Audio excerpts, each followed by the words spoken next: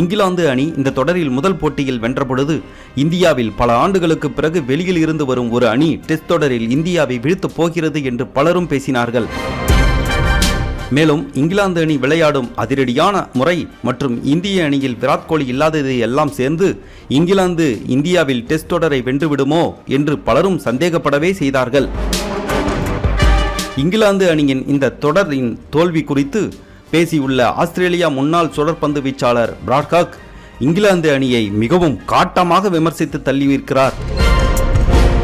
இது குறித்து அவர் கூறும் பொழுது, இங்கிலாந்து, நீங்கள் உங்கள் சொந்த விஷயத்தை பற்றி மட்டும் கவலைப்படுங்கள், அடுத்த அணிகளின் விஷயம் பற்றி பார்க்காதீர்கள். ஜெய்ஸ்வால் தைரியமாக அதிரடியாக சென்று உங்கள் பந்து வீச்சை முற்றிலும் அழித்து விட்டார்.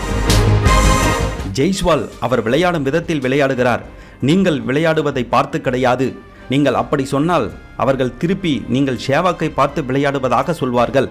எங்கள் துவக்க ஆட்டக்காரர்கள் ஹைடன் மற்றும் லாங்கர் இருவரையும் பார்த்து விளையாடுவதாக நாங்கள் சொல்வோம். இப்படி நீங்கள் மற்ற அணிகள் மீது கவனம் செலுத்திய போதே தோற்றுவிட்டீர்கள் என்று இப்படி இங்கிலாந்தை காட்டமாக விமர்சித்துள்ளார் ஆஸ்திரேலிய முன்னாள் வீரர்.